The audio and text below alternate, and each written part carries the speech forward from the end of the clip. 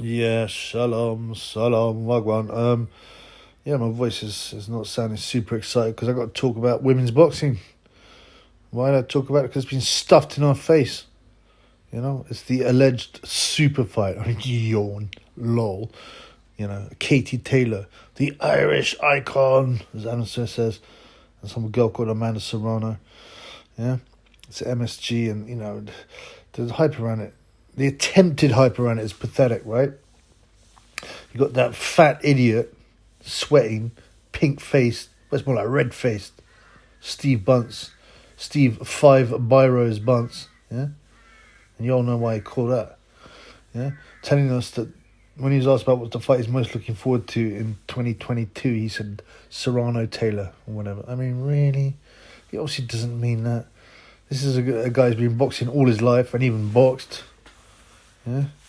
And apparently, yeah, a women's fight, 10-2s, yeah, is what he's most looking forward to. Even though, you know, you've got all kinds of potential big fights, and Joshua Usyk, and there was Tyson Fury White, and you know, Canelo. Who's Canelo fighting now? Who's Canelo fighting? Bivol. You know, come on, man. But no, Serrano Taylor's what Big Fat Bunce is looking forward to. What an Egypt. He's just a company man anyway. You saw my last video. You know how he finds it hard to get his tongue out of Eddie Hearns' batty hole, and he tries to convince Jake Paul that Sonny Bill Williams isn't a big heavyweight and get down to around cruiserweight, even though he weighed 240 pounds in his last fight.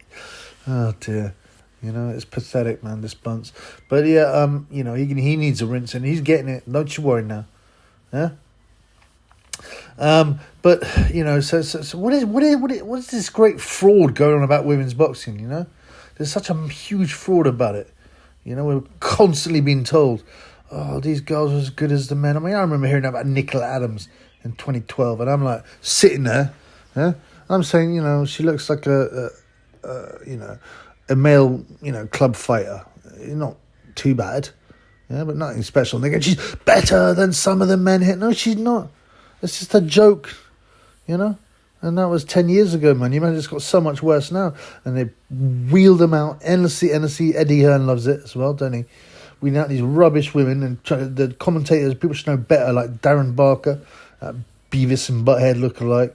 People like that telling us how great this is and what a great advert it is, yawn for women's boxing, and how much, this isn't just a great women's fight, it's a great boxing fight, full stop, tells Adam Smith. Well, it's nonsense, these fools. Yeah?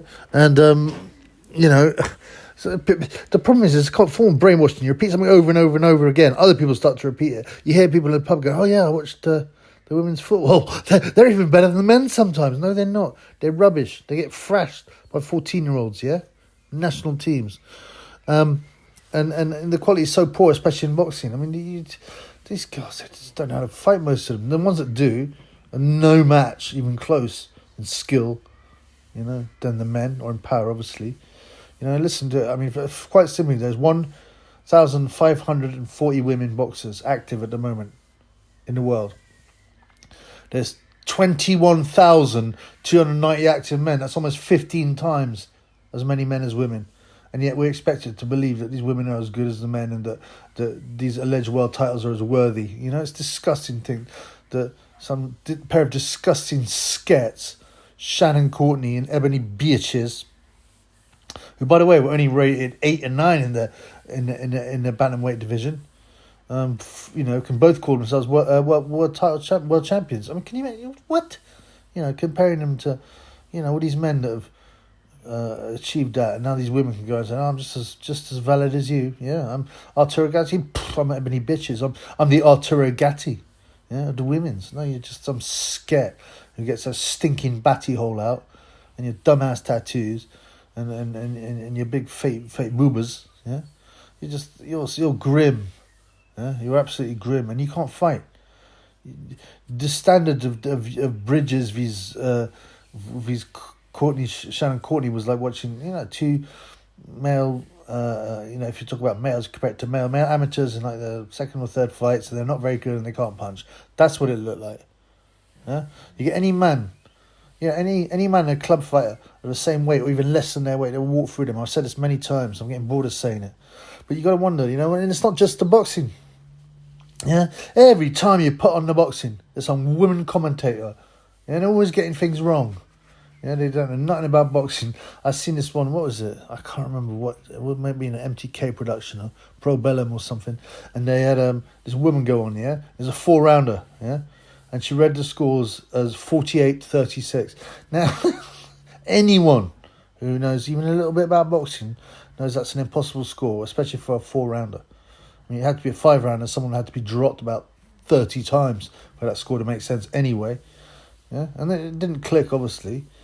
You got and every other woman who's asking these questions, they know nothing about boxing. They've got annoying voices, yeah, screechy little voices, asking these men, how can he be taken seriously? Now, it doesn't take a lot of talent to do that job. It really doesn't. Ask a few questions, big deal. You've got to be able to handle the pressure, Some guys can't, Some guys swallow it and don't. But there's no talent, is it? You just get there through networking, through the people you know. In this case, they've decided to push women for whatever reason. I'll tell you what reason it is later. Yeah, but they're just so bad and they're just ruining the boxing. And it's obviously not a commercial decision, right? Because if it's about money, yeah, you want to get the best fights there to make the most money, and you want to have the best team, yeah. Whether you're a TV company, the promoters, But no, they'll push this rubbish onto us and they'll tell us, oh, it's really great.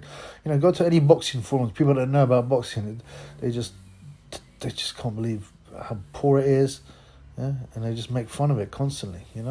The Serrano Taylor fight, they're meant to be the super fight of all ages for women's boxing, and as good as the men. Yeah, you go to forums. I went on popular forum. There wasn't a single thread about it. There was a thread about Jesse Vargas, Liam Smith, which is the alleged undercard to that fight. Yeah, but they couldn't be bothered because it's just so whack. No one cares about it. And there's 3 other women on that bill. Well, there's 6. There's 3 other women's fights. Some girl called Sky Nixon, who's just quite cute Aussie bird, but awful, can't punch.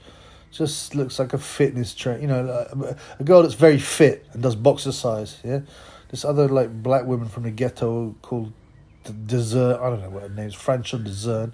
I've never heard of her, and I ain't gonna watch her, obviously. I mean, it's a joke. It's a joke. How can you pretend all these women are good? Number one, and they don't bring in ratings. They just don't. It doesn't matter how much you lie. No one's going to watch women's football like they watch men's football. People want to watch the best. Yeah, there's a few women's sports that work. Like I say, tennis, but it ain't boxing.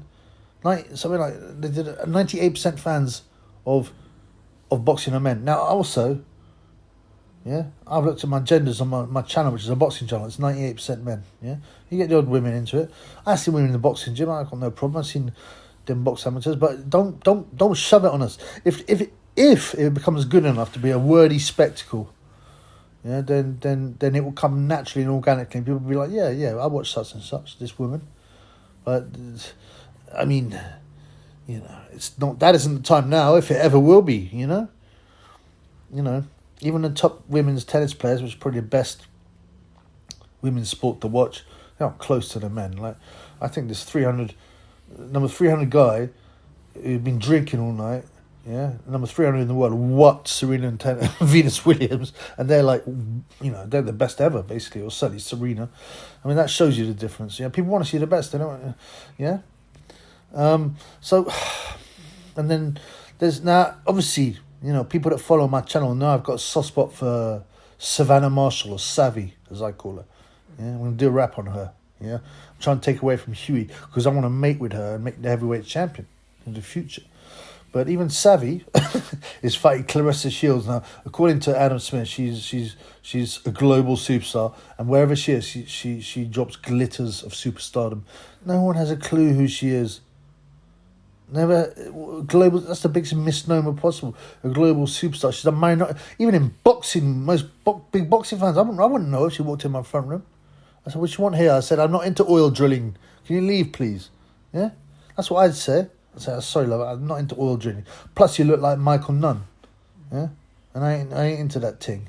Yeah, but really, I mean, and this is an alleged global superstar. And she's whack as well. She's throwing her stupid punches that got no power in them.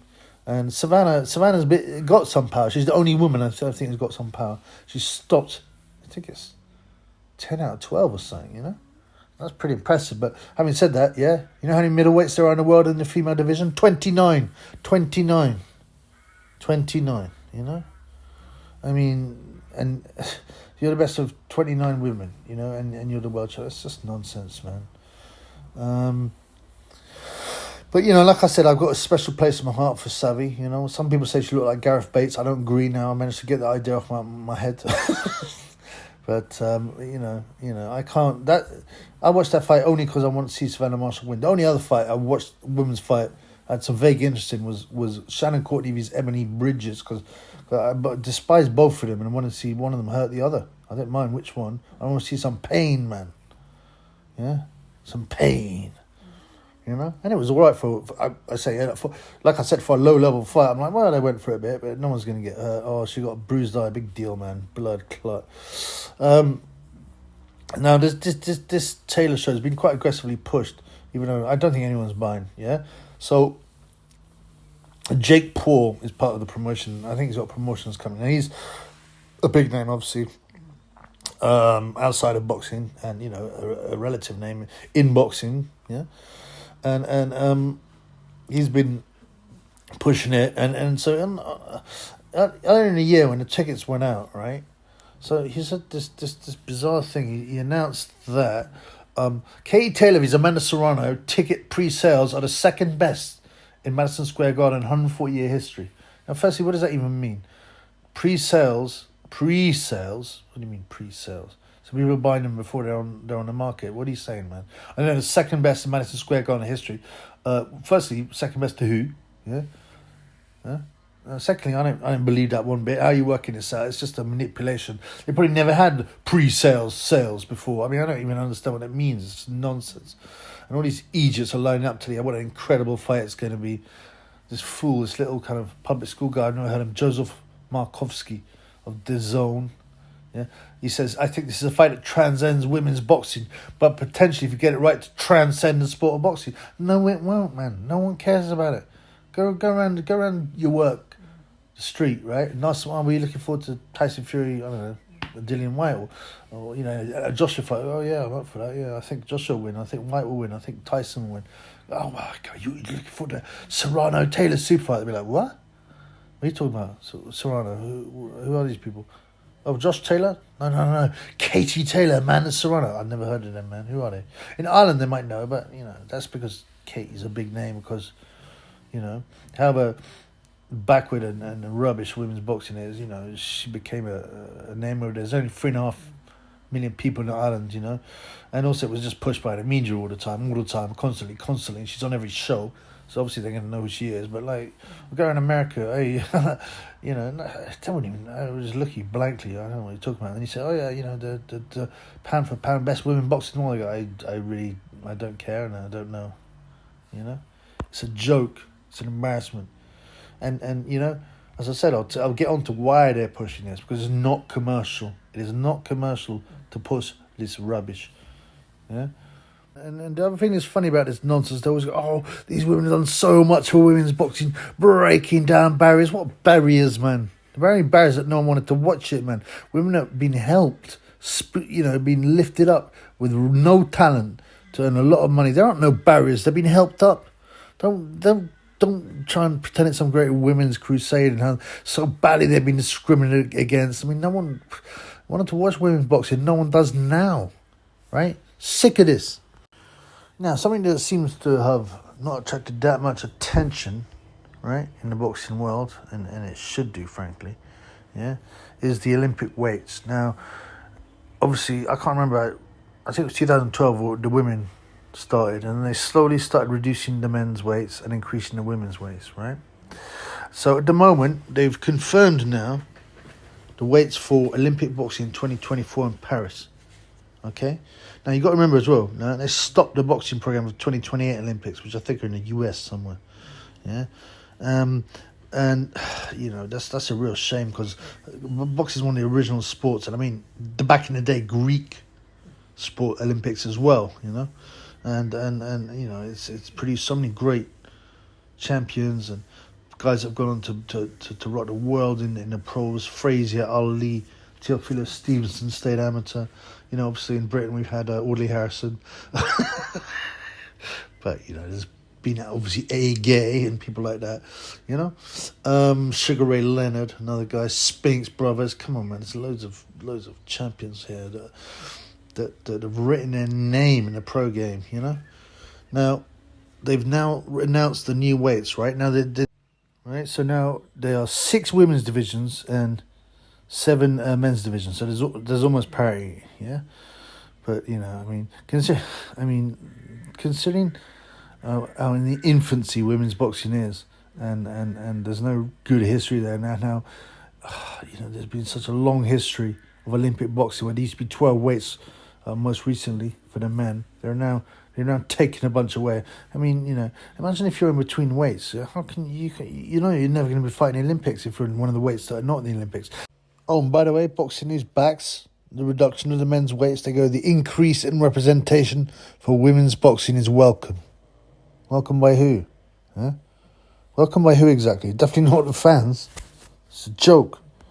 Yeah, so here are the men's weights, the 7 Olympic weights for 2028, right? I don't care about the women's weight, so I'm going to look at them, right? So you've got 51 kilos, that's a flyweight. Yeah? Then 57 kilos, featherweight. 63.5, light welterweight. 71 kilos, light middleweight. 80 kilos, light heavyweight. 92 kilos, heavyweight. And 92 and above, super heavyweight. Yeah? It's going to be difficult for guys, that weigh in, let's say, about 54 kilos. Where do they fit in? Yeah? I feel like 60 kilos, you're going to have a significant disadvantage if you move up and you can't get down to the one below. I don't know, these guys are incompetent anyway, right? Because you remember at one point, they actually took away the super heavyweight division. So that meant if you were over, 92 kilos, you couldn't box, which is just insane. That's how retarded the AIBA are. Yeah, but so this was in the Boxing News. Now, Boxing News is the longest published boxing paper now. Well, was at one point the most respected. Yeah, but it got bought out. It used to be independent, right? A guy called Harry Mullen. Harry Mullen, it was I think he died in 1999. And he was the last great Boxing News editor. Since then, they've been pretty poor. Yeah, and he when it was independent, they would say their own thing. Yeah, they published themselves, and it was a respected newspaper. Got bought by NewsQuest, right? Now, NewsQuest are a company that own a lot of different publications. Yeah, and ever since it was bought by NewsQuest, obviously they're controlled now by a big company that owns something like 5,000 titles, and they'll tell you what to do. So you're no longer independent. Now, I don't know when it was done. I think it was, I can't remember, but they were Claude Abrams was after Harry Mullen. He was okay, but not special. And then Tris Dixon came along, who was pretty poor, man. He's written a couple of interesting books, actually, but he's always talking about himself. Oh, yeah, I wanted to be a boxer, so I went to America. I've seen this guy hit the pads, and he's almost as bad as Max Jenkins. This guy's terrible, man. Yeah, and he's always talking about himself. And, I think it was maybe during his tenure I went to NewsQuest, and it lost its objectivity. And there's a guy called Matt Christie, who's a bit creepy looking. He's a kind of bald guy. And he's okay, but it's just pushed the agenda so much now. They go endlessly printing about women's boxing. And there's a guy called John Dennon, who's this kind of beta male, skinny guy. This real wimpy looking guy. He went to Oxford University, I think. And I think he boxed for Oxford, whatever that means. But, and he's obsessed with women's boxing. I don't know whether he's got some creepy obsession. Yeah? Some weird... Maybe he's got some weird... Because he's quite a weak, skinny guy, and he probably fantasizes about having women dominate him or something.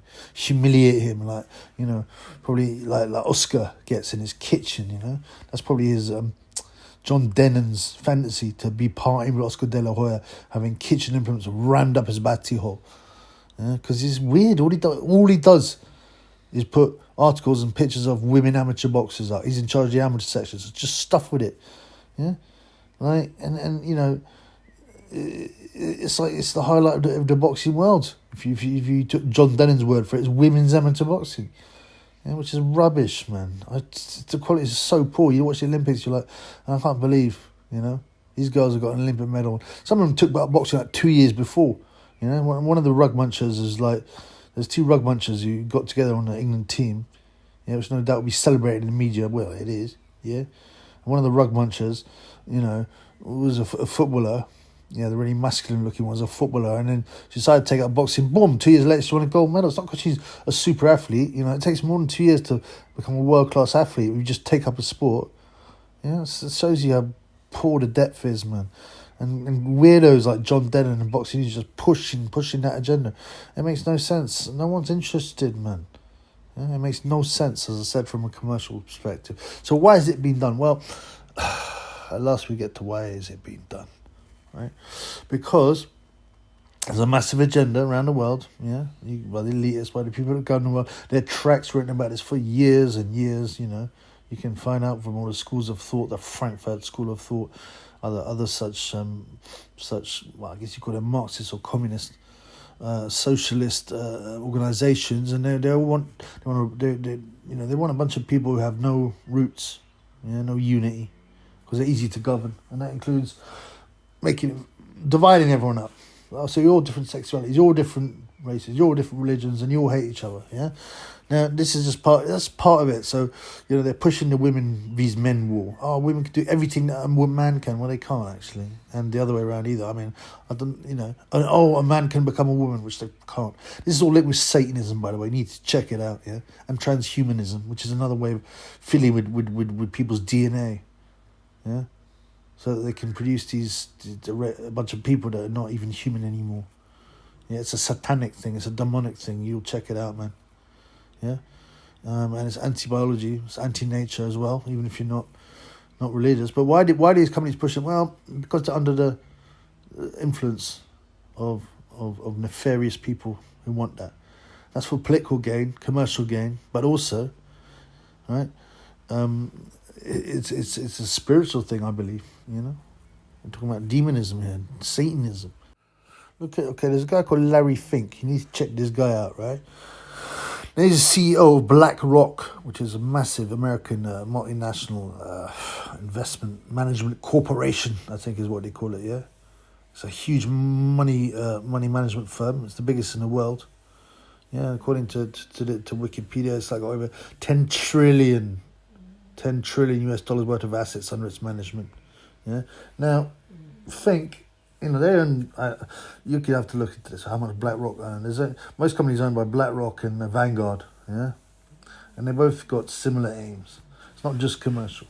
They want to change society. Yeah, and Larry Fink had loads of money, and what he did, he invested and bought in companies. Yeah, that will push the agenda, and that includes transhumanism, the LGBT agenda. Yeah. The breakdown of societal and cultural values, family values, all this kind of stuff. Obviously, religion, especially targeting Christianity. Yeah. So any companies that put the in brackets woke agenda, right? So you get all these companies like and you're going, why are they releasing some bizarre advert, back in I don't know trannies or and there's even been like 7-Up adverts with women that whatever. Binding themselves, right, which is not very good for the body. When they bind their breasts so they go all flat, and then coming out as men, and Pepsi or whatever 7-Up is celebrating this. And this, this isn't commercial. People aren't sitting there going, oh, that's great. I really want to can of 7-Up after seeing that. Maybe to wash the taste of sick out of my mouth, but he's pledged to give all these woke companies pushing the woke agenda because they realise that advertising is another way through to someone's mind to program it. Yeah.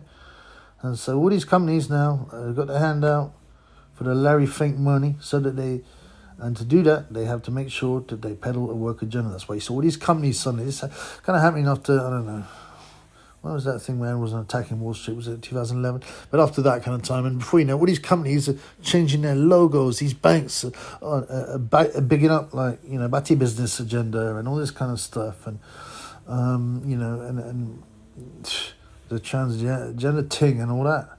Yeah, that's where it's come from. It's a deliberate ploy. So this filters down to all these companies. So now you get boxing, which is also infested with it. Yeah.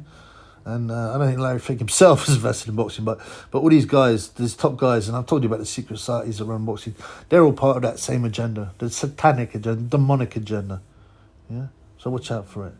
And meanwhile, we have to put up, as boxing fans, you know, we can't even escape this stuff.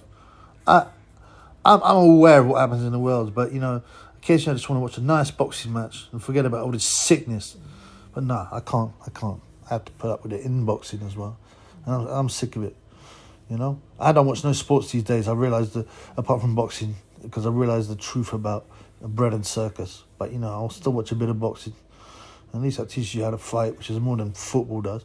But, yeah, everything's going down. Expect the end times. Prepare for it. Read up, man. The predictions are coming true.